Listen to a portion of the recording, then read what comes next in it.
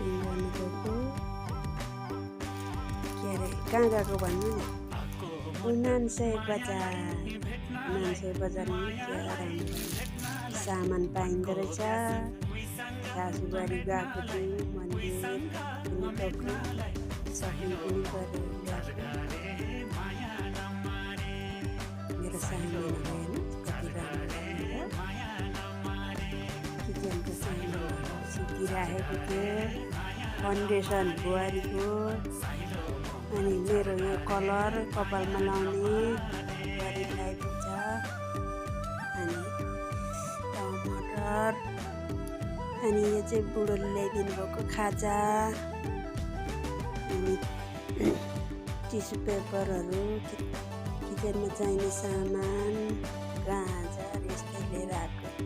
पैसा त सक्यो